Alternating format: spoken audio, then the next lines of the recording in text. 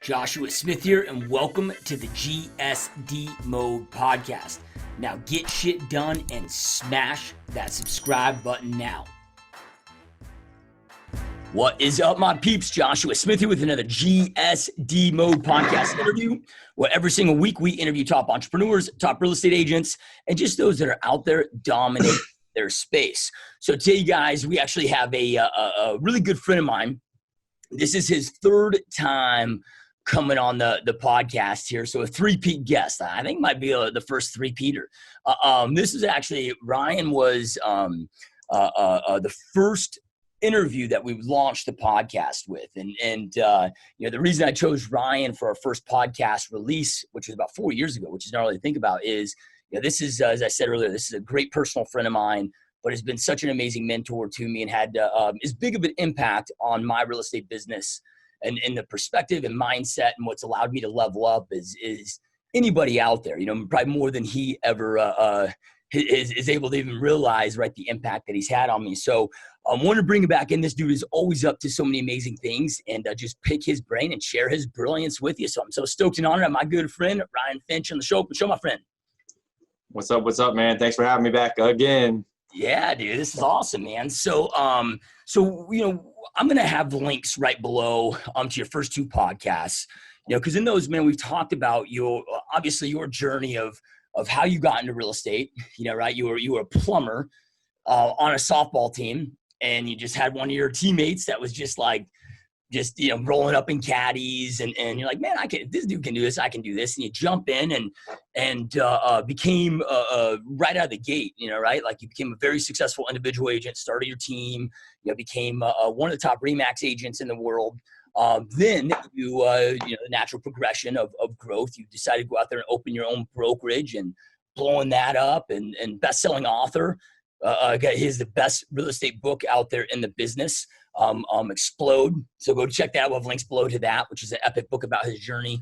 Now, again, man, just taking that next level where you're franchising your model, which is dope, and those that are watching and listening, one thing that I love about rolling with Ryan and talking with Ryan, and one thing I really want you to pay attention to is the way this dude thinks. Right. He just thinks differently than everybody else that usually we're exposed to in this space, and how he connects the dots and thinks outside the box. And man, those wheels never stop moving. So, I'm just stoked to go through the journey, dude, with you. So, again, we've already went so deep into the backstory with all that. So that'll all be below for you guys that can check those out. And definitely, I was just thinking, dude, so your first interview, bro, that was before we were doing video. That was just like the cover image. Oh, that's funny. Yeah. So, but dude, let's, pick up where I guess we kind of left off. Like our last podcast, you just released the book. Yeah. Right. You had a very, obviously successful team inside the brokerage, and that was a couple of years ago. And since then, now you've franchised the model. So, but still obviously having your brokerage there. And the guys, again, I know I'm going to shut up about the book here, but the book is really focuses on how to go from zero to creating a real estate business, doing 500 transactions a year consistently, right? And how to do that. So it's a dope book, amazing book. If you're brand new, individual agent, team leader, or if you're a broker owner and want to know how to support your agents at a high level, it's definitely an awesome book. We'll have a link below to that. So let's just pick up where we left off, man. I mean, 2 years ago, just released the book, and a lot's changed from them. I mean, what happened in that 2-year journey that led you to deciding to go out there and franchise your model? It's been about 2 years, because I've been working on this for about 2 years. And the funny thing is what's happened a lot is that I realized what I didn't know. And every time I thought I knew the next best thing, there was another better level, and I think all of us, and everybody goes through progressions, in this industry. And so, I started off thinking, oh, you know what, I'm going to quit my full-time job as a plumber and become a real estate guy. Right now I can work as hard as I want and make as much money as I want. So that was a great piece. Right. And then it was like, all right, so I can take as many buyers as I want. Well, hey, let's figure this out. Let's automate it. Let's spend some money and generate a bunch of buyer leads. And then I can do as many as I want. There can't be a better way than that, right? I mean, if you can get leads coming in and you can go do it. And I said, all right, I'm doing it, and I'm just reconnecting. And, here we are, first of the year again. And this is normally when I do something like that. But I reflect on it, I said, there's got to be a better way. So I said, well, let me go figure out how I can get sellers. I can do more seller appointments in a day than I can do buyers. So now I'll do sellers and I'll generate seller leads. And, that's going to be the best way to do it. Then that's automatically going to be buyer deals. So I was like, okay, great. So that's good. Now I go further in the process and I go, all right, there's got to be a better way. I got these buyer leads coming in. Let me hire some buyers agents, let them take the buyers, and I'll keep doing the sellers. I thought that was it. Now, you can't get better than that, right? You're getting buyer call-ins, and then you've got listings, and everything is good. You're profitable. You should just be happy. And I said, there's got to be a better way. Somebody had to have progressed further than this. And I said, okay, let's take the buyer's agents, move those to listing agents, pull me out of production, and then have other buyer's agents come in. Now we're going to build a team. And this has got to be it. Now I'm not even in sales anymore. I'm just simply training and hiring. And I said, now this is great. And so, then you lose an agent here or there, product slows down. We go through the hard time. I think that was like 2008 or 9. And I said, gosh, there's got to be a better way to do this. And I said, I got to figure out how to get listings coming in instead of lead conversion. So then I hooked up with Fannie Mae and got all those REO listings. And that was all great, and everything. We had all these products coming in and we got buyers and we're selling by products. You can't get better than that. I was like, I know that you can't get better than that. So then moving on, and I said, all right, well, there's got to be still a better way, but I'm grinding, working my butt off, and I said, there's got to be another way. So then I said, you know what I'm going to do? I'm going to start hiring agents. So then I go and I'm hiring agents, agent after agent after agent. We're at what are we at? Like 160 agents now. But, I was pushing after hiring a bunch of agents, and I said, this is great. Now I got to bring them in. I got to train them. So you know what I'm going to do? I'm going to figure out a way to hire more agents. So we open up an office. I go to the next level and I said, well, one office is great, but I want more offices. So let's have multiple offices. And then I said, all right, so let's turn this into a model. We got a model. We opened up 2 offices, 3 offices. Now we just opened our 4th office. And I said, man, this is awesome. So we're doing it, but I'm grinding it out. I said, well, wait a minute. Now what I'll do is I'm going to hire a recruiter that hires the agent that does listings that generates leads for buyers for the new agent that they hire as well. So now they're hiring all the agents. I said, but I can't be in every office at the same time. So now I need to hire a manager that hires a recruiter, that hires the agent, that does the listing, that generates the buyer leads, that generates the buyers, that the buyer deals we do, right? So you can't get any better than that. I said, that is it. I'm done. I'm out of here. I'm good to go. Wait, I'm not even done. This is going to be the best podcast that any of these people have ever listened to, because it blew my mind, because they've got to be sitting here going, yeah, I got it. That makes sense. You have multiple offices, you have employees, yada, yada, yada. I said, you're right. I thought. And I said, but how are we doing this? How are we moving through this? How can I do this model? So, I've got managers now. I don't even need to be in the office, right? Hey, I got a manager, I got a recruiter, I got the agents, everything's flowing. And I said, but what makes that thing go? And that is where the light bulb went off, that I said, well, it's everything that we do for those locations to make it where 2 or 3 employees can run an office. So what we did is we opened up 3 locations in the last, well, one of them is technically August, but let's just say based on one in August, 3 of them in the last year, they all have over 30 agents and they're all already doing production. So I'm thinking back to a year spent when I was on a team doing buyer deals. I maybe did 30 deals. Now I'm hiring 30 agents per office in the same time period. And then the production that goes along with that. And then doing all that was building out this franchise model. So now I said, man, we're going to build a franchise model. So people that are ordinary people on our team or a manager of our offices can now fast track to this management style where they can add this in. And it's only $50 an agent per month and $150 a transaction. And they get all of the back end support. So what happened is everybody was running in these other models where they were doing profit sharing. And I said, but there's a problem. You're going to run into a roadblock because you're not going to have any leads. So now you've got to figure out how to do this profit sharing model and generate leads and have enough money left over, and or they were the recruiters. So anyway, we went into this thing and we looked at it and we said, well, we can figure out how to do this. We can do all of it for them. So now people that join in, we do all of the inside sales. We do all the closing coordination. We provide the software that tracks all the process of the lead. So everything's a process. I just talked about the thought process. We made a process for hiring. We made a process for listings. We made a process for closings. We made a process for buyers. We made a process for the lead. We made a process for appointment. And I'll share the screen in a minute and show you kind of what it is. I'll just do a quick snapshot. I don't want to show too much, but because it's got personal information in it. But anyway, so we figured this whole thing out. And now, Josh, you got to admit, this has got to be the end, right? So now what I'm doing is I'm providing the opportunity to people to open the franchise, that'll hire the manager, that'll hire the recruiter, that'll hire the agent, that'll do the listings, and we'll throw the listings, throw the appointments, throw the leads, handle the closing, do all the process. There can't be a better idea than that, right? I'm guessing there's one to come, right? You know what? It's so funny that you say that. So I thought that was it. Again, I was done. But what I learned in those 2 years was every time I thought I was there was a better way to do it. And so I asked the question now before I even had that part done. I wanted to know what's the next step before I get to this step, because all these other things I talked about, I screwed up all along the way, not knowing what the next step was going to be. Like, you put your name on every listing when you're the team leader, right? Well, then when you want to go open multiple locations, that's a problem. So now, so all of these things that I would do it differently if I could do it over again. Now I know how to do it. So I wanted to know it. In order to know how to do the franchise disclosure, I needed to know what we call an area representative. And an area representative is very similar to that.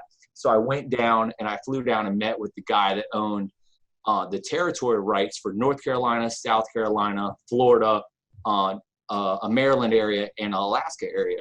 And I just picked his brain and went through and said, look, if you were coming in and going to buy the shares in this company to be able to take this thing to that next level, what would it look like? We went through this, that, and the other. And so he gave me a lot of information. It was one of those things we decided Friday, flew down on Monday, had dinner that night, and flew back the next morning. Like, it was like a quick, easy thing, but you don't get access to those people very often. This guy didn't even have a cell phone anymore. Like, he's done in the game. But so anyway, he shared with me how this thing's got to look and how it's got to show as an investment. And so what happens now is I could fast track now all the way to the end. Somebody doesn't have to go through all the pieces that I had to go through. They'll basically go in and do like this guy did on a very popular franchise. You buy the territory rights. So the example would be, in our market, there's 7,500 agents, right? And then we know that it takes 50 agents in office to really be in a good profitable spot based on the 3 employees and so on, and the 80-20 rule, right? So we all know all that stuff. So we take this MLS population thing, we break it all out, and then what happens is then the people buy the rights to sell the territory. So let's say Josh was coming in here and going to buy my whole MLS territory. You'd pay $2,000 per franchise opportunity that's in there. So there'd be 75 of them at 100 agents per.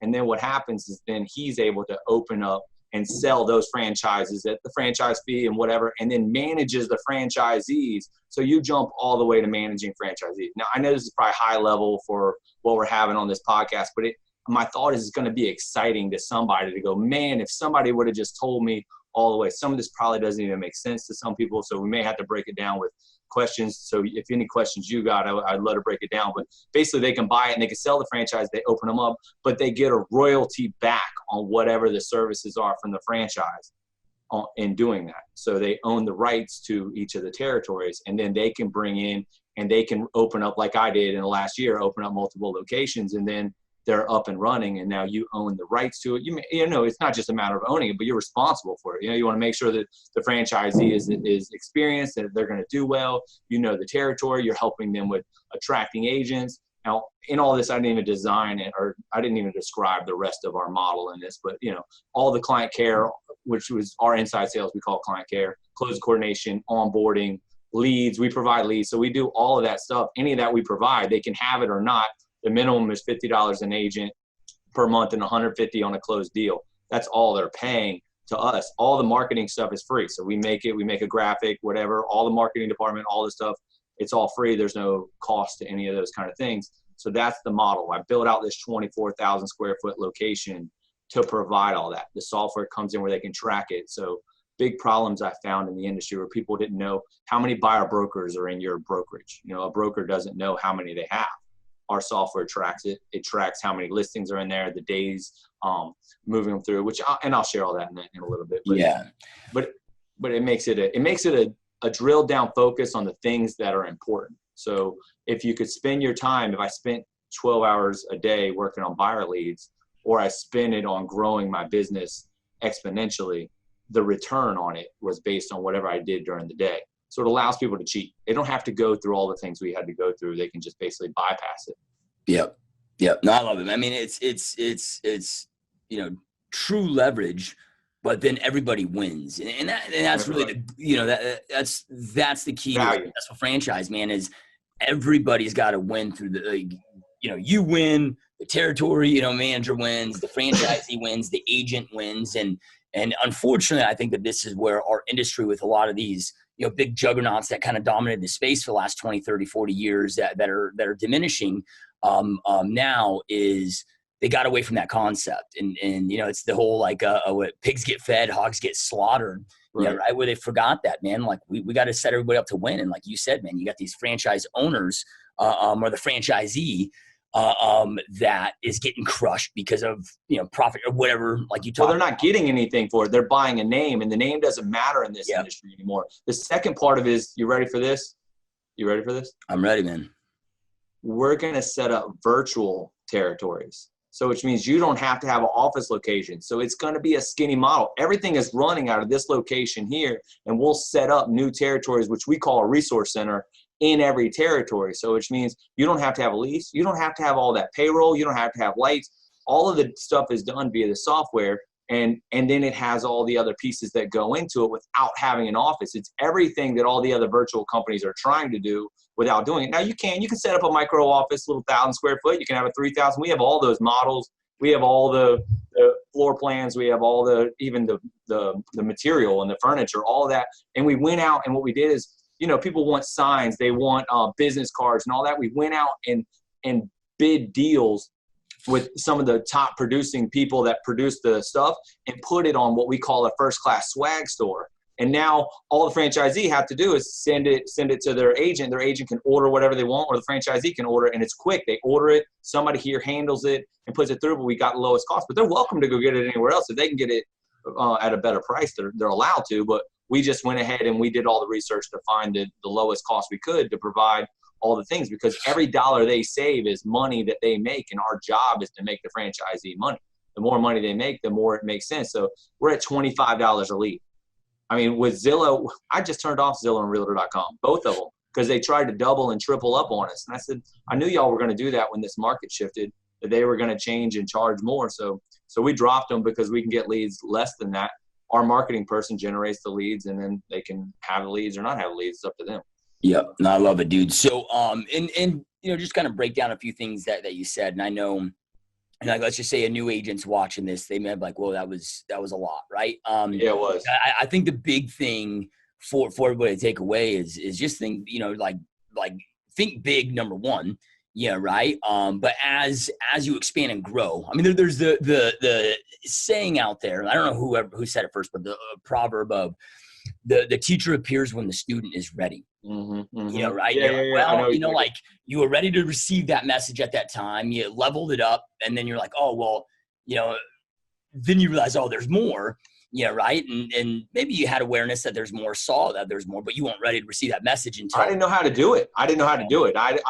I still, and that's why I said it's amazing to keep learning. That's the fun part. I don't care about the sales and all this stuff. I love learning. I love growing. I want to see what I'm fully capable of, and I want to just surround myself with people that are like, I want to see what I'm fully capable of. And instead, it's part of our culture. Like, we don't hold anybody back. Anybody that's our company can go open a franchise right away. Like, we don't stop them from that. We have two different models. So we have a partner model and an entrepreneur model. One of them's 100% commission. We don't hold them to the other model. They can go to any one that they want in this model. And that's all part of this franchise model that rolls out. But I mean, franchisee can do whatever they want, but these are just what we found to be successful, is that people either want leads and appointments and, the other services, or they want to just say, give me all the commission and let me go run my own show. But they still get the software, so they can put in their own inside sales. They can have their own recruiters. They can really run their own team inside of a company rather easily, because that's what the market wants. I've seen it. It's everywhere. It's going on. But but yeah, so we want to push them to doing the most that they can,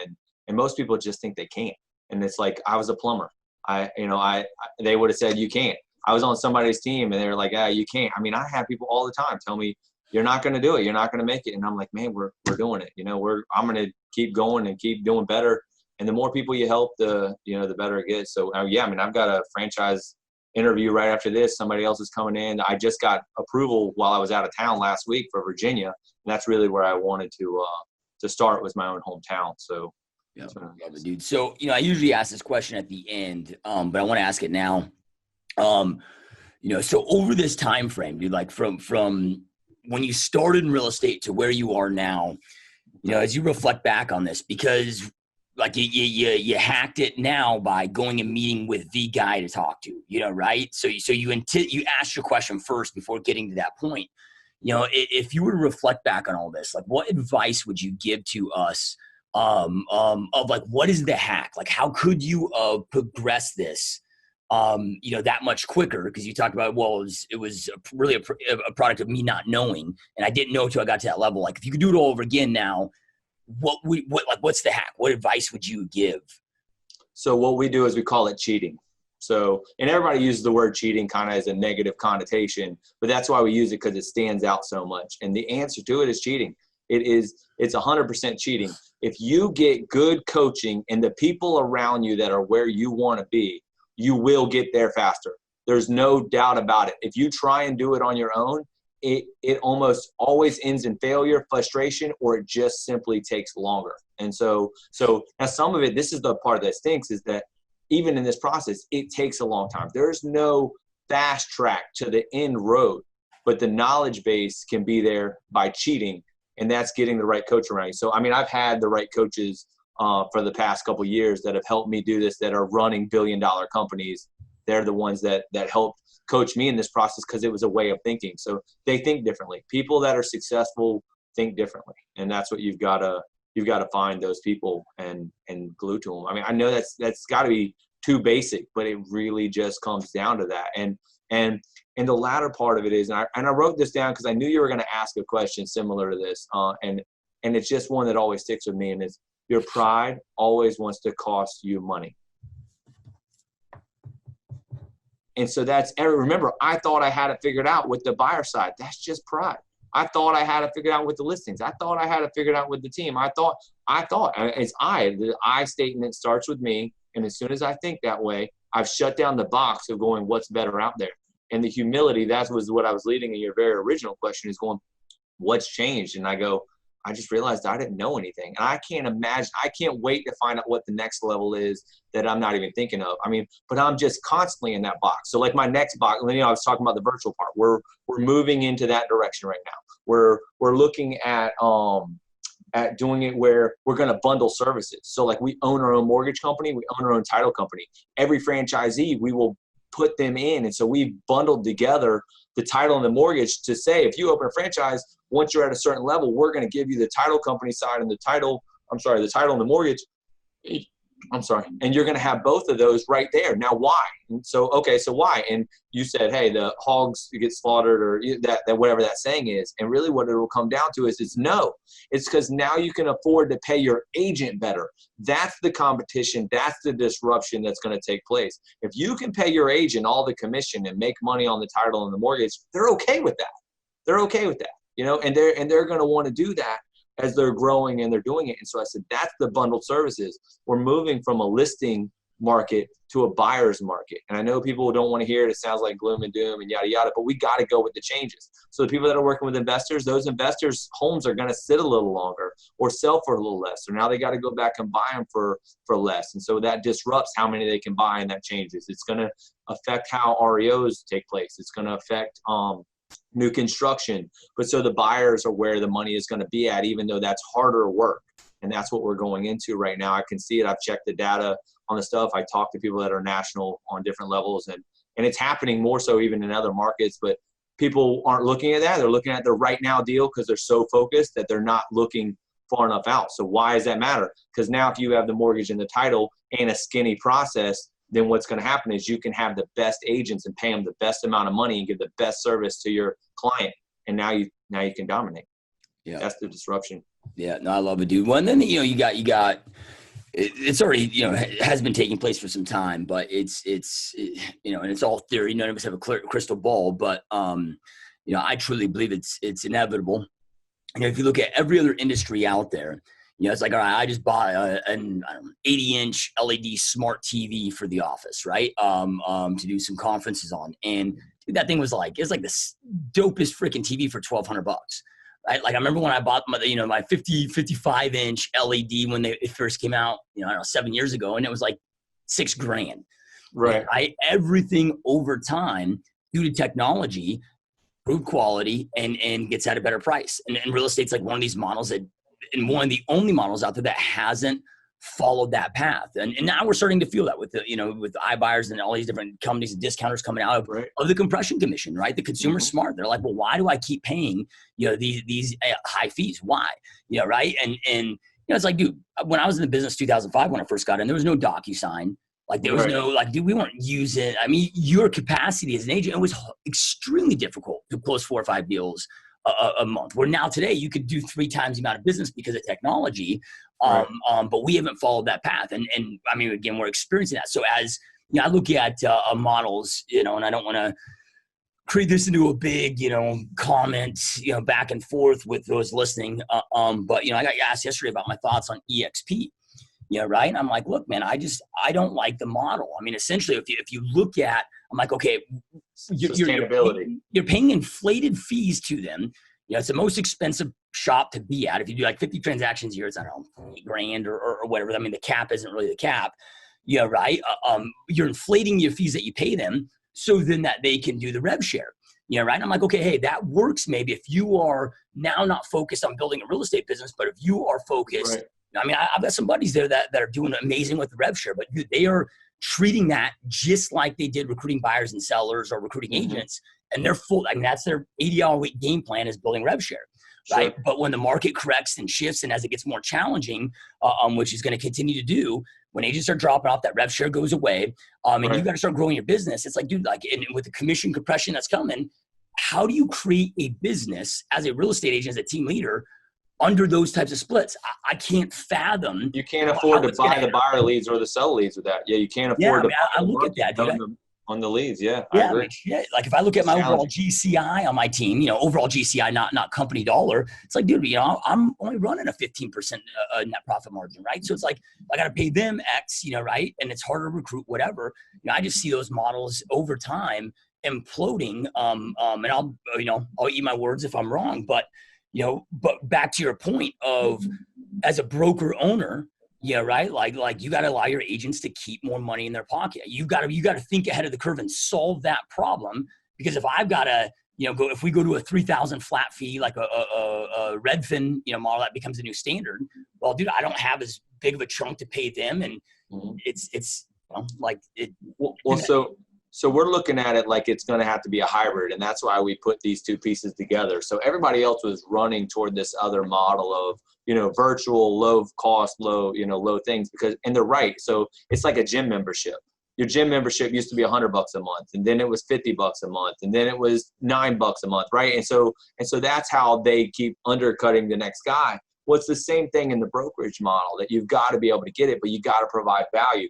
And here's where the value comes in. So like the example of ours would be is like the $50 a month comes with the CRM, it comes with the software. The thing I'm going to show you, it's integrated with the brokerage thing. So which means if you run an office, you have to have a document archiving system to grow to any kind of capacity. It's fine. You can review them all when you got 3 agents, but not when it's larger than that. You can manage leads when you got 50 leads, but not when you got 50 agents and 500 leads, So those things change, and you got to be able to generate business going in. So we put the package of all those together to provide, and it's lower than it would be if they had to go get it on their own. So if you were going to go get it, how it is, you got to pay $1,000 a month for a back-end software, and you got 2 agents, it's now costing you, and the cost per agent of $500 a month, right? Well, then how can you give the split to this agent that's going to be competitive, right? So, and I know this is kind of a mind shift on how it is, but giving so much value that essentially everybody shares in the bulk.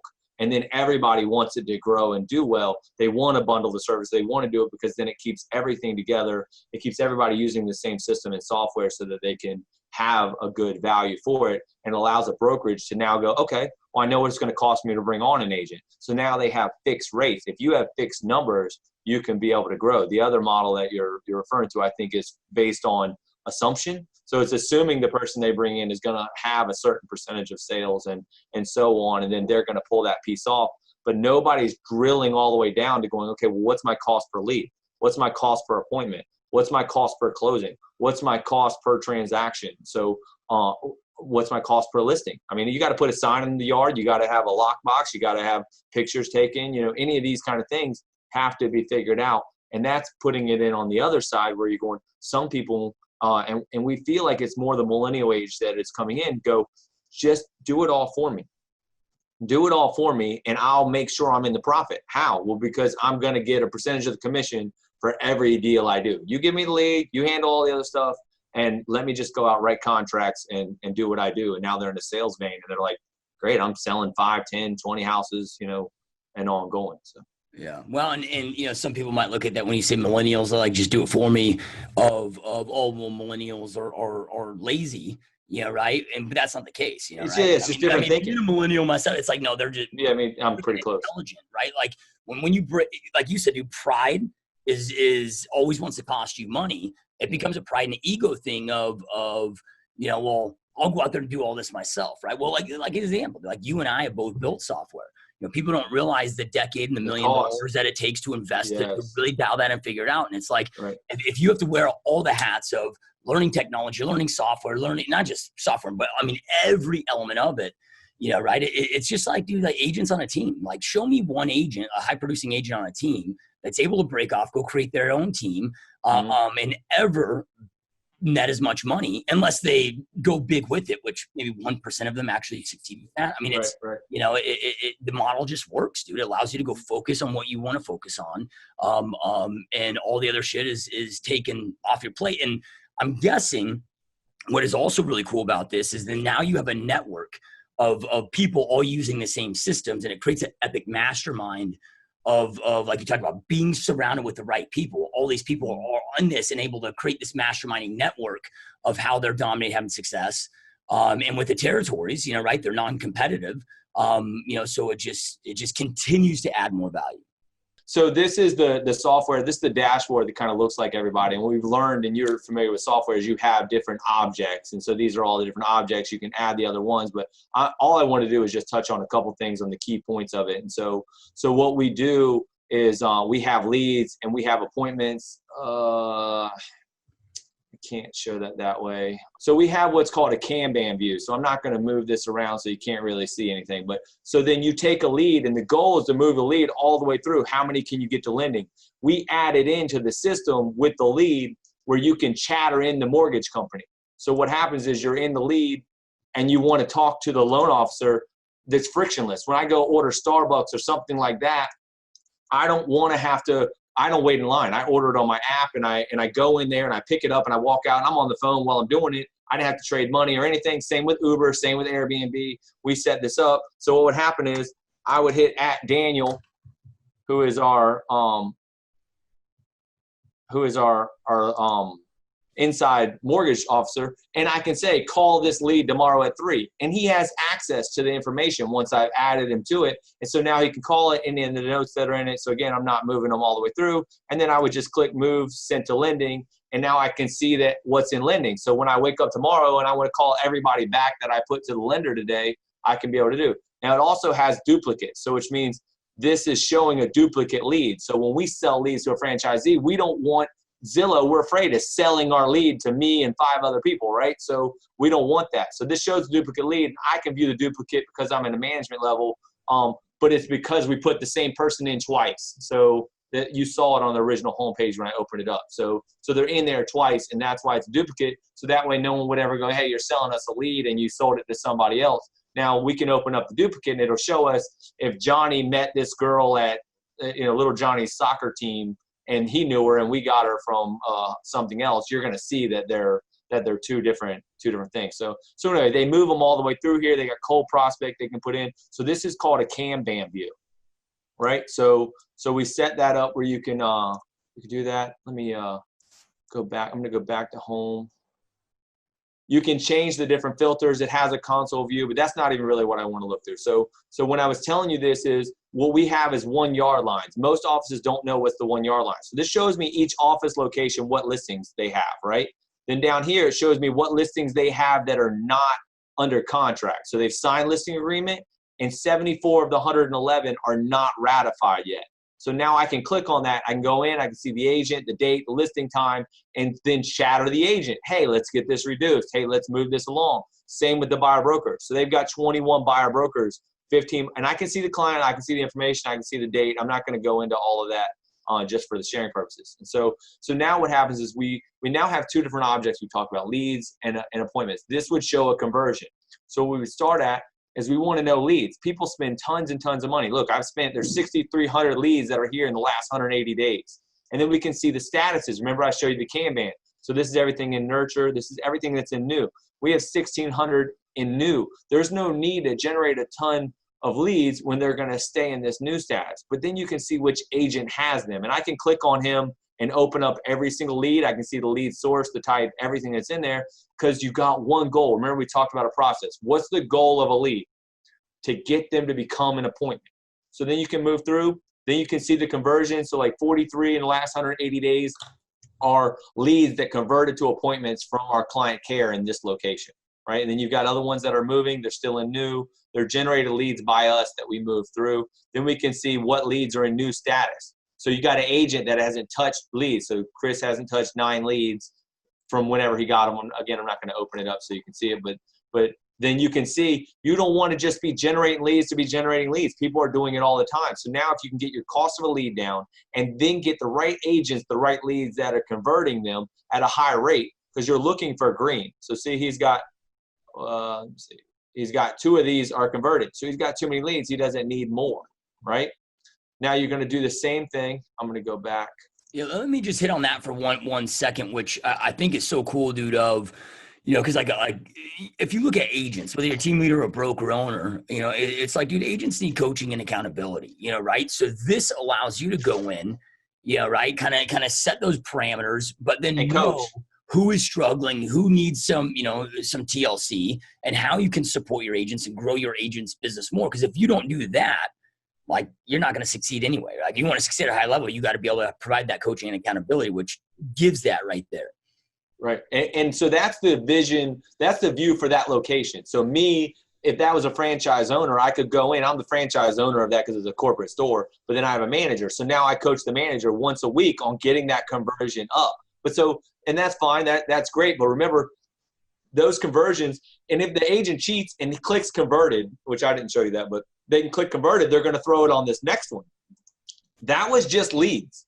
This is appointments. This is what matters. So this is, and it's not refreshed, but in the last 180 days, how many appointments went to that office and to what agent? So now you're giving leads. So that same guy has 24 closings, has 5 in pending, and has 1 contingent.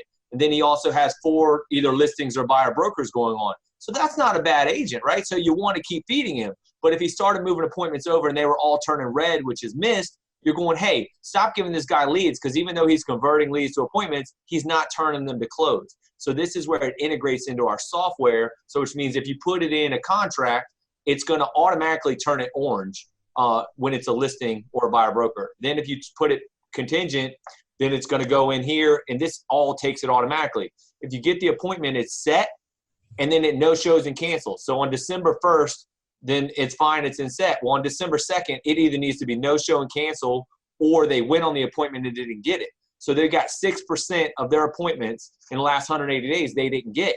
11% of them, they moved all the way through to getting a buyer broker or a listing. But remember, that's the 1 yard line. So this is one location. They have 62 opportunities to turn them into contracts right now, either a listing or a buyer broker they could take today, while they have a pipeline of these closing, and then they have these that have already closed. These were missed. So if it went in under contract and they didn't close it, it's going to go to this status. So these took a lead all the way through, got it all the way through, took them out, wrote a contract, whatever it is, put them in, and then it didn't close. That's a lot of missed opportunities. Now, the unfortunate part for this is because we pulled this, once we integrated it, it took everything for the year and plugged it in.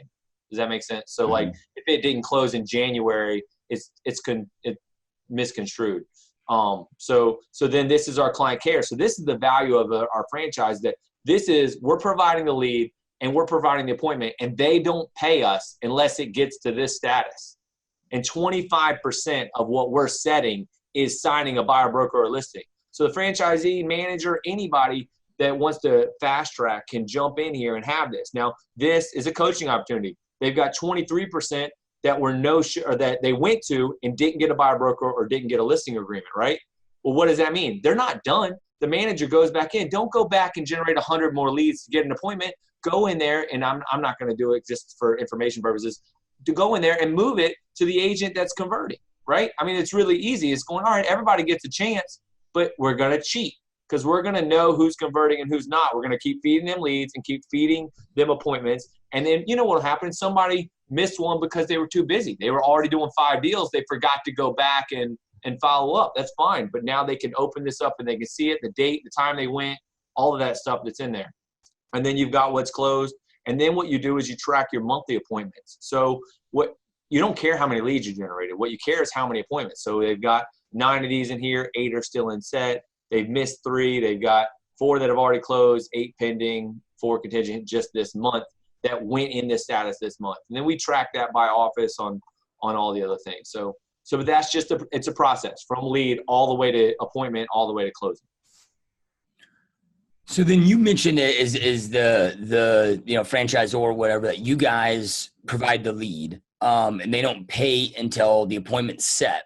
No. So they pay for the lead. They pay for leads, but they don't need to buy a ton of them. One, they're not. You run a radio ad, you pay $5,000 and you get 3 leads. On ours, you're paying and you're getting a lead. And then what they don't want to do is give them to agents that are just converting them to appointments that are not getting them closed. So an agent can take the lead and convert it. And they only paid us $25. They're done. We're out. That's their closing. That's their money. Then if our client care calls their lead and sets the appointment, because this is what's happening is agents are out in the field. They're not calling the leads. So all those leads are sitting there. We want to convert them, but they only pay us if it turns to a listing or a buyer broker. Does that make sense? Yep. So that way they can't say, hey, this appointment stunk. They didn't show up. They didn't do whatever. No problem. You don't have to pay. If their agent goes out and doesn't convert it, they don't pay us. They only pay us if it turns to a listing or a buyer broker. So then what is, I don't know if you're okay with disclosing up that, that's okay, but what would the fee of that be essentially you got the lead costs, plus Sure. the client care department.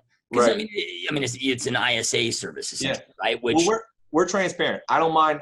We'll tell everything, any of the disclosures. So people apply for the franchise. We have a conversation. We give them a disclosure. We do a discovery day. So we make it all. All of our agents know it. And it's really just a matter of can they do it or will they do it? So it's a percentage game. But so anyway, $25 a lead. Then it is $350 for a signing. So which means we would bill them monthly for everything that went into that orange category.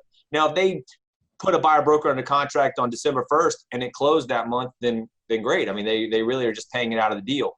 They pay $150 for every transaction. So which means if we give them a lead and it closes, they pay $25 for lead and they paid $150 when it closes. Okay. And then they pay $150 again with the client care, and then they pay $350 at closing. So basically it's $850 for a client care that closes.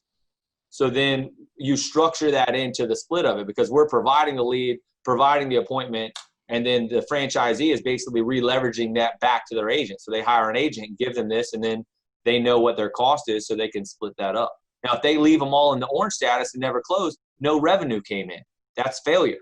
So that's what I harp on my people when I'm meeting with them is I can't have all these in orange. So when I go in here and look at the appointments, I don't care about a lead sitting there. A lead is a lead. That's pennies in comparison. I can't have more orange than I have green. So like right here, there's more orange than there is green in the last 180 days. I want this at 33%. So there's 13 plus 2, so that's 15, 16, 17. So this is 17% in the last 180 days. It's because this number is too small or the 1 yard line is not converted enough. I mean, it gets really easy. I mean, it's not rocket science. Instead of going out and getting new leads and getting more agents converting, go take these listings and get them sold. But remember, this is why I'm telling you this is a buyer's market shifting because the listings are lasting longer. But they can take a buyer and get them under buyer broker and get them under contract faster. Yeah. And then it's like, all right, guys, we're going to have a call night at the office. We're going to bring in, we'll cater in food and we'll have some prizes for whoever can get the most price reductions on your listings. And Right. you can incentivize. So when you said the $850 that you pay to the client care department, is that including the cost per acquisition of the lead cost too? Because obviously there's going to be, X amount of leads that it takes to convert over, with that. Is that, and again, I'm just trying to get an idea of, because dude, it's the whole, the ISA model, everybody talks about it, and it's I know it's the sexy thing, but man, I don't think people realize how difficult it is to pull off. Yeah, right.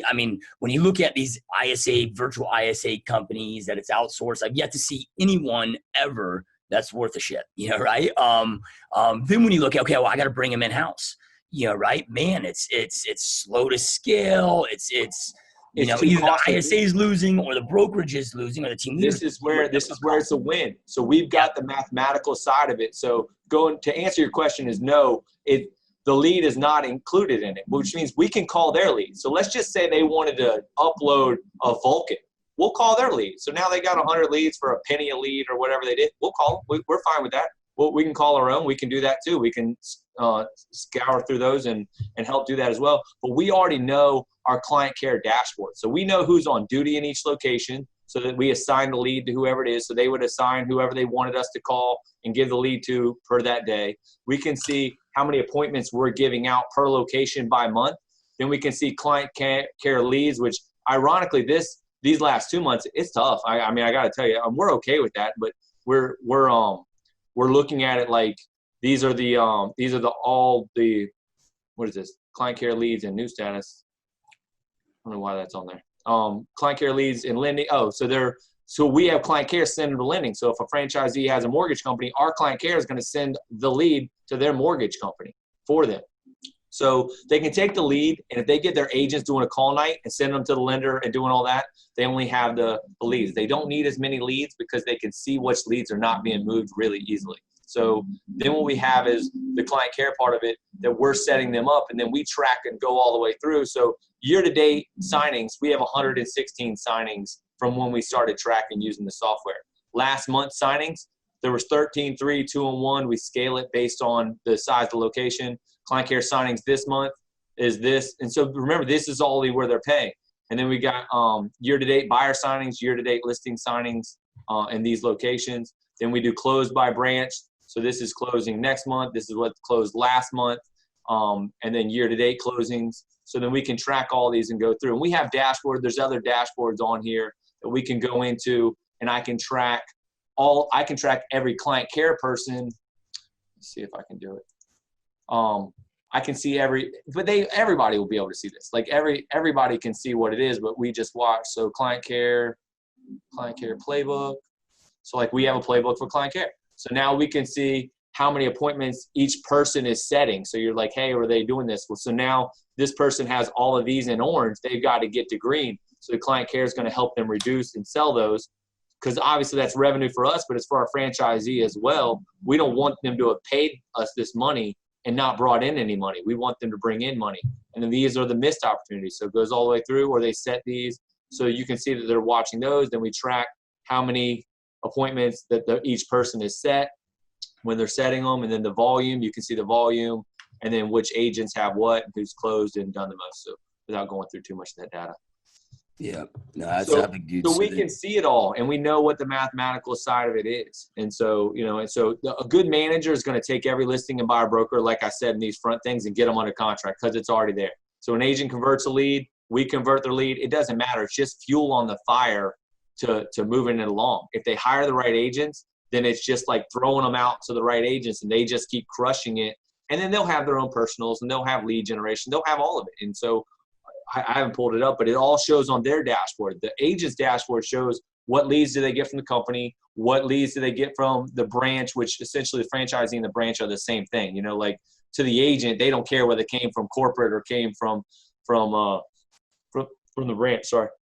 So we're watching that, and then they can see that. They can see what appointments. They can be like, hey, I didn't get any appointments lately, so they can manage that.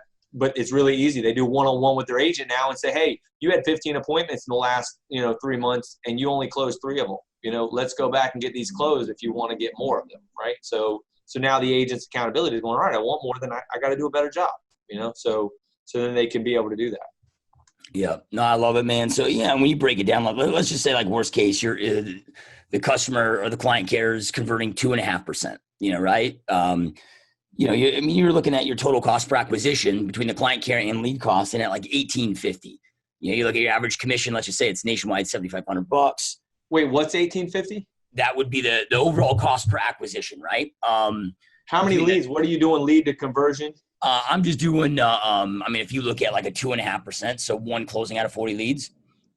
One out of how many? Of 40, like 2.5% closing ratio. And that'd be like worst case. Like, okay, that's fine. It's much better than that.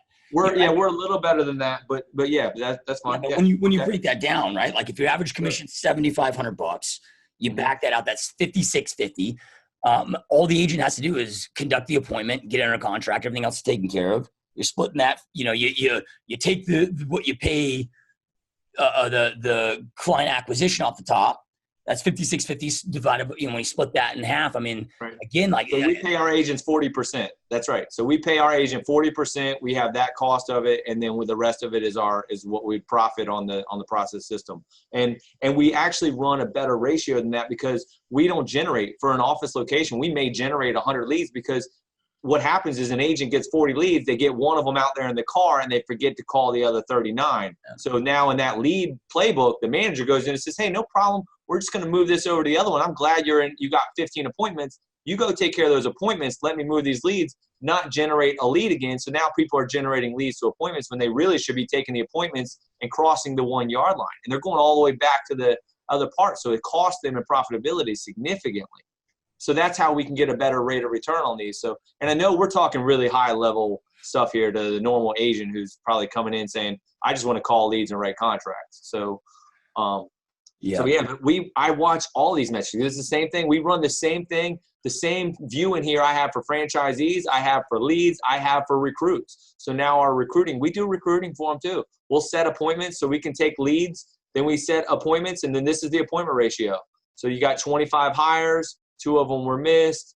1 of them had to reschedule. 8 of them showed up, but we didn't get. And then 3 of them no shows. And then 5 are in a set. So you can see now these were just updated because these are the managers. So like meaning if they weren't assigned to a recruiter, then the manager just had to hire, but we want to track their hires. So now you're watching it, and a good recruiter is going to convert just like a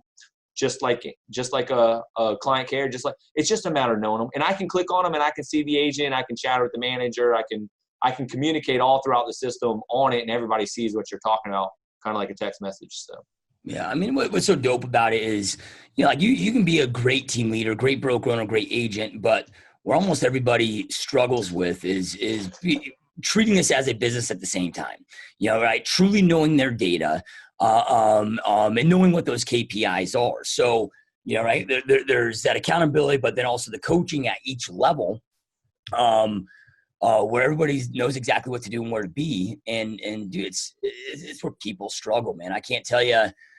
As you know, I have, several thousand agents at all levels come through my programs a year. And dude, I have one-on-one coaching clients that are broker owners that have 1,000 agents, and they don't have their critical matrix in place. Like, it's insane.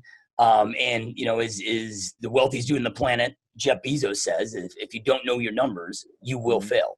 Yeah. Right. Like it is impossible to go out there and succeed at this. And, right. When you break it down, cause like if a broker owner is like, well, man, $1,850 cost per acquisition. And when you look at those splits, right, dude, if you were profiting, let's just say $3,000 on that. Yeah, right. If you're profiting off of that from a company dollar standpoint, then as you talked about earlier, you add in those ancillaries, dude. It is insane what the upside profitability can be, and you get to focus only on what you need to focus on, right, which is closing recruits and coaching and holding your agents accountable at the highest level.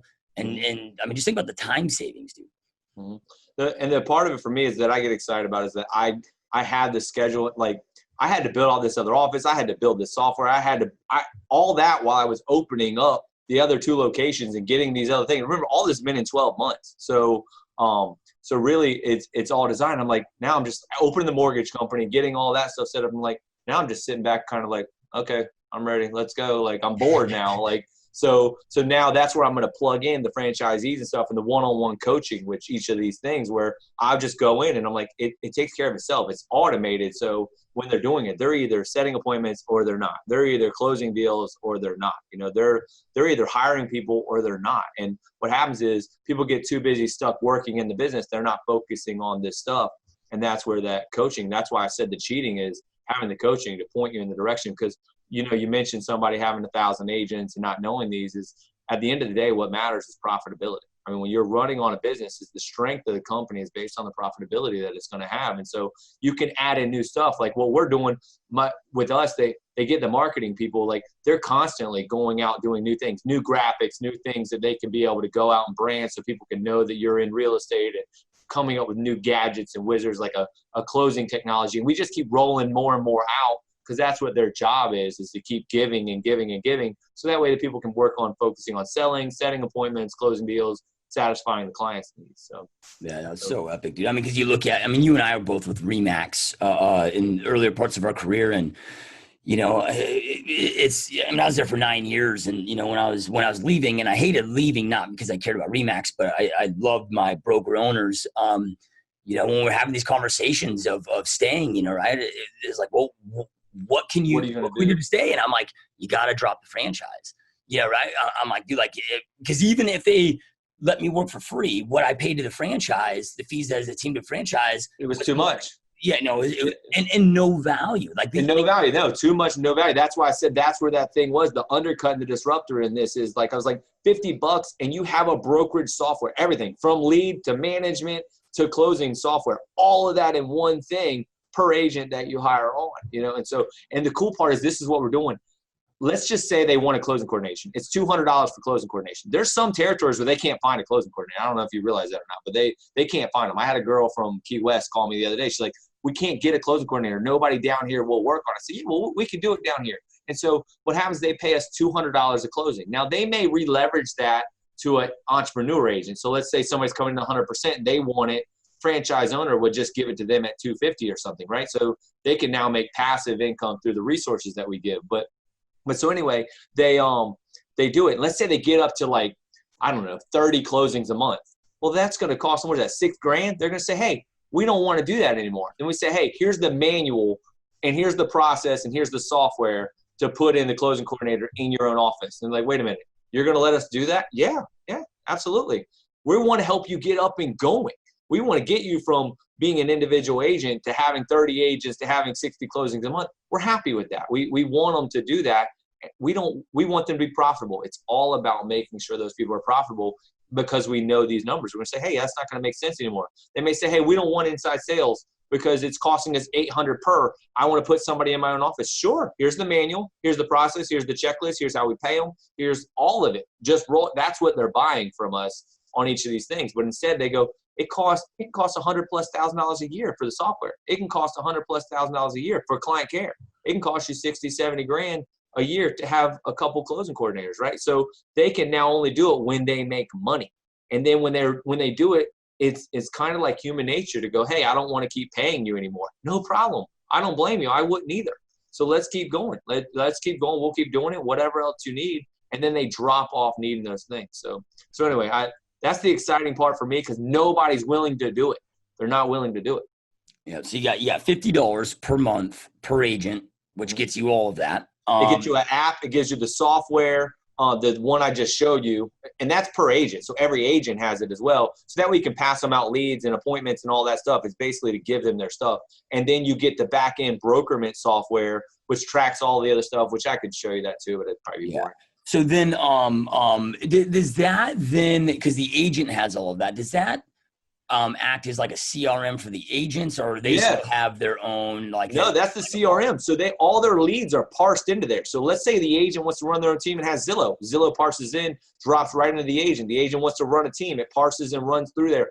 Everything is integrated. Everything you and I wanted as a team, I just designed it to say, hey, we're going to do it this way. And then as the it's just layers. So the franchise owner bought the rights to a territory. And then what happens is the agent comes in, and now the agent doesn't have to pay for the office or doesn't have to pay the franchise. So they pay $100 a month versus the $50 a month. So now the franchisee is making cash flow. then instead of $150 a month, they pay $495. Why? Because they didn't build an office, they don't have employees running the staff, and they don't have the liability of the brokerage, right? So they get to shortcut it. So now they're skinny again. If they wanted to roll out and open a franchise and put the money up, they could, but they don't have to, because now they have the same thing. Everything is all the way through.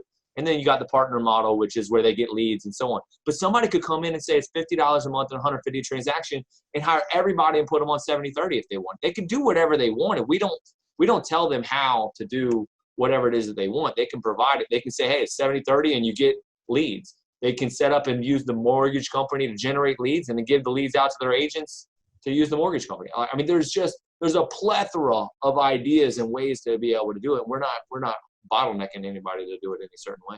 Yeah, no, I love it, dude. So then, you talked about the three, like running an office with 3 staff, right? So it's like, all right, because when you guys provide all of that, it's like, all right, you need a designated broker. They need like what are the key players that they would need in their? You can just break down that 3. Your boys set this up for us, and so we got this thing that you can essentially have a broker for the state. So which means you can leverage everything. When you want to be in the profit, you either centralize or you leverage everything. So which means we centralize all this stuff so that we could leverage. So one marketing person for 3 locations or 50 locations is the same marketing expense to us, right? So we all save as we grow, right? Well, it's the same with a broker. You can have one broker for your state, and that broker could be the broker for every single location as the principal broker. So now a person that's a regular agent, doesn't have a broker's license, pays $500 a month to the person to be their principal broker. And then the broker can have access to it or not have access, depending on what they want to give access to. Or the broker could also be the manager and the franchisee at the same time. So which means you could be a broker, the manager, and the franchisee, all the same person that's running this location. Because remember, you can run it remotely. They can see everything. And then their agents, the only layer is the agent. The other person, the staff person they would have to have would be an administrative, what we call a branch office administrator. That person inputs listings or does different things like that, which we have a whole checklist of. They don't have to have it, but it's probably recommended. Maybe process commissions, maybe order signs, blah, blah, just administrative tasking things that they could do. So really you could run with 2 people, and then we can set recruiting appointments for them, or they can add that expansion team leader into the location. So instead of buying appointments from us, they would just go ahead and have somebody in doing all their own recruiting. Because we're not holding anybody to any of that. Like, we want them to do whatever is best for them. That was the part I hated about a franchise. Like, it was handcuffing me to having to do this way and this way. I'm like, you should want me to succeed. That should be your only goal as a franchisor. So. Yeah.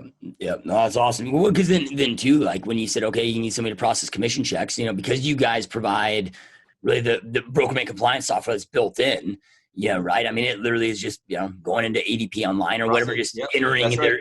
Like, you just got to press a couple buttons. It's not the compliance is already done, right? So you can outsource bookkeeping, pay $500 a month to have somebody do your bookkeeping and reconcile all that stuff. So you run so skinny. It doesn't have to be as complicated as it used to be, because the world has gotten, but what happens is the outside bigger companies want to influence people to not think that can take place, because they can't change that direction. They can't start generating leads. So they've got to go a different direction. They can't start doing inside sales at these big companies. But that's where we're going with things. They can't really set up, and they don't want to. They want to go ahead and keep getting money from less value, because they don't have to, because people are not willing to change. So it's like, all right, well, that's what's going to happen. But after a while, it's like anything else, and people are going to go. People are apprehensive of Uber. I'm not getting in some stranger's car, and now all of a sudden everybody gets into Uber, right? I'm not staying in some stranger's house. Now everybody's Airbnb, right? So those kind of things, they just take time to roll out, and it takes the what is it called, where they follow mannerisms or whatever. So that's got to change. So. Yeah, no, it's epic. It's I got asked recently from Follow Up Boss. They'll reach out to me for their blog, right, where I contribute to that sometimes, and they just asked me to write an article of two pieces of advice. Like, what was what is the one book everybody needs to read for 2019, and then about what are the big shifts that agency prepared for as they go into 2019. And I was like, well, you've got the shift as you talked about, which is in everyone in real estate, the ups and downs, buyers, market, sellers, whatever. But I'm like the shift, that's just the given. That's the anti-agent should already know that, right? The other shift that we really got to be prepared for is it's not only about mastering your craft, being great at real estate, whichever level you're at, being a great entrepreneur, but I'm like, you better be damn good at technology going forward, right? Because all these quote unquote disruptors are these technology companies that are learning real estate and jumping in the game. And it's like, how do we combat that? Like we got to know what we know, plus know technology systems and automation. Yeah. Right. But dude, like it takes an insane amount of energy and effort, as you and I both know, to get in that game. And unless you're willing to go out there and invest, I don't know, 8 hours a day, just being obsessed with learning technology, right? It just makes sense to let you guys take the tech piece. You're going to stay ahead of the curve. Give them the tools they need to succeed. We have developers. It's already free in it. It's developers. We have developers set up so you can put in a trouble code, a development. You want a formula, any of those things. I didn't make any of those graphics. Somebody else made all that stuff. So they can make it all, every reporting. I want to know what agent hadn't sold a house in 60 days. I want to know what agent was terminated this year. Like all of that stuff is in here automated. So anyway, they can, so we want developers. We want mapping software. They want to start giving territories to an agent or something like that. All of that, it was on there. You couldn't see it, but yeah, we want to take on developing that stuff, because that's what I would want someone to do for me, so that I could just go and sell and do my part, so that I could be profitable.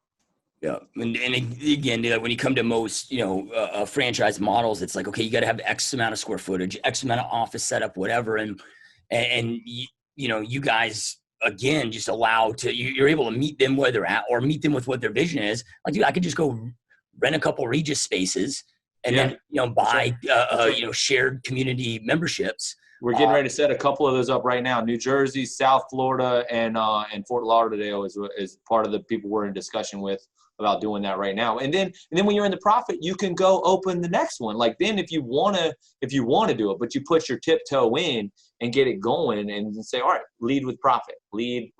People like to go put a lot of money out and then not be in the profit, and and then they struggle and they're scared and they got to make the wrong decision. So, and I've done it. I mean, unfortunately I've done it. Well, and you and I know from being in the business long enough and going from booms and busts, whatever, like, dude, you got to be able to scale up and scale down fast. Mm-hmm. Yeah. Right. So like, I'm always telling agents, like, as they're prepping for the shift, I'm like, dude, do not get into long-term contracts, man. Like, you got to be able to, everything's got to be variable expenses that you can, just, again, scale up, scale fast, very fast. And that also includes, like, I wouldn't want to be stuck with massive bricks and mortar. Like I'm guessing that Walmart is shitting their pants with, when you look at Amazon's model compared to what are they going to do with all that space? Right. Right? Like at some point it just doesn't work. And I don't want to be stuck in that space. Amazon makes them struggle, then turns around and comes in and builds a space just the same, but in a less expensive territory. So when they go build their warehouse so they can get distribution, because they already disrupted the human behavior and pattern of what we want. So when they did that, they already are skinnier. Their location, they can put more product in a place with less employees. So now their model runs skinnier. And that's the game. How skinny can you run your model? And that's the chase. It's not the chase to the top. It's the chase to the bottom. How do you provide the most value for the least amount of money? And so I know everybody on here is going to be like, all right, great. I just watched all this stuff and I just got some pitch for some franchise thing. And I'm like, forget it. You got all this free information. Take it. Go do it yourself. I'm like, I don't care. If they want to go do it themselves, I wish them the best. Like, I don't want them to feel pitched. I want them to make sure that they go, all right, did you bring me in? Did I tell them as much as I possibly could that gave them value? So that's hopefully what I've done. And if you do think that, or you're watching this and thinking that this is, dude, you're looking at this out of the wrong lens, right? And you need to fucking stop that shit, right? I don't have a great vocabulary, right? So there's, lacking some etiquette there. But here's the deal, right? Is again why I said that I love Ryan. Like, I'm not part of his company. Right. But we're great friends. And then what I love surrounding myself with them is just seeing how those wheels are in motion, right? Like, maybe your vision for your life is to go out there and create your own model. Fine. Yeah. Right. That's totally cool. Right. So, but it's about learning how successful people think how they solve problems and how they level up, man. And that's what's so powerful. And really, you know, you look at, a lot of people look at uber successful, people, and they'll think, oh, they're just about money. Man, I've yet to meet one extremely successful self-made person that is all about the money and greedy. It's they lead from a massive place of contribution, and the money just follows. Like, if you look at this whole entire model, dude, is all about serving and supporting others at the highest level, and everybody wins together. And knowing you, Ryan, for such a long time, like you're not going to do. If it's not a win-win for everybody, you're not doing it. Right? So, with everything that you just talked about, dude, if anybody is interested, wanting to learn more about this and plug in, and I mean, to me, it's a no-brainer, right? So if you want to go out there and be a broker owner, right? Where do they go, dude? Like, how do they get in touch with you or the right person to have a discovery call and see if this makes sense? Sure. So we got our main website, First Class Real Estate, RE. So First Class is number one ST, First Class Real Estate, RE. Is a website, so they can go there. It should be the link that'll be on there that we're going to share as well.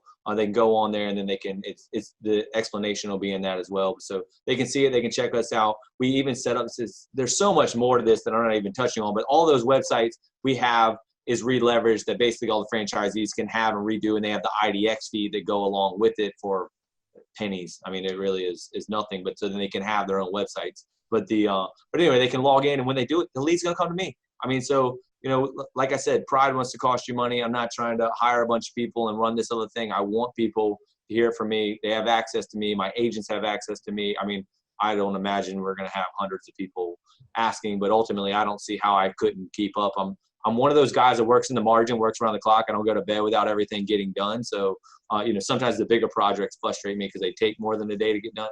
But anyway, so I mean, it will go right to me. So whatever they do, it drops right into my Salesforce. If you go in about the franchise stuff, it'll go right to me, and I'll have it, and then we'll link up. You can put whatever information in there. If you want to just chat, you want to just email, you want to find out more, you want to come to the discovery day. I mean, there's so much more than even what we could even talk about. I like, a part of me wants to pick up the computer and walk around the office with you. Like, there was that guy you did that with, and I loved what he was doing because he was right in the same vein of ours. Like, we have like a party room because culture is important. We got a huge training room. We got huge setup for client care. We've got closing coordinating, so everything's scalable and buildable. To growing that, we got what we call a Zen room. So there's like no overhead lights, so you can go in there. They're like, hey, I'm frustrated, or I just need some peace and quiet. And then they can go in there and bring the laptop and kind of work. People are like, what, did you go to Google? I said, no, I went to Facebook. So I went into their location. I saw how they were kind of set up in that field, and I was like, that's what people want. I mean, there may be, but I mean, there's not many 38-year-olds building a franchise that are going to go national. And you know what the funny part is, Josh? None of these people realize, remember, I already did this with Fannie Mae across the country. Remember, we built the software and we sold all the things. We set them all up with Fannie Mae. Like, so obviously we're going to redo it again. We're going to plug Fannie Mae back into all these other pieces. They'll be a part of this equation. We will, we run the sales and the software and the coaching just like we did when we sold all those houses across the country and all those other states. So anyway, that was all preface for this. It's like God had a plan. He just set us up ahead of time. It's exciting, man. I really appreciate you bringing me on here and letting me share again. And I'm always encouraged by what you're doing. And, I hear it. I still get calls all the time. I mean, if people are like, oh yeah, I heard about you with Josh. And I'm like, yeah, little old Josh, like, no, I'm just kidding. I don't say that. No, but anyway, it's just funny because you've done so well, man. I'm so proud of you. You're helping so many people. And, I mean, you don't even realize the impact you're leaving on people. Because, I talked to them like, yeah, man, I wasn't doing well. I got with Josh and I was doing this boot camp, blah, blah. And like your level that you hold everybody to is like no BS, no bull crap of their excuse. And we all need that, and so it's really valuable, and I really appreciate and admire that about you. Yeah, no, it truly means a lot, my man. So those that are watching, listen, I know I end every podcast with this, but information without implementation truly is a started delusion. Information isn't power. It's going out there and taking massive action on that information that gives you the power to create the life that you know you want and deserve. And Ryan shared so many amazing pieces of advice with you guys today. And hopefully you've been challenged to go out there and think big, man.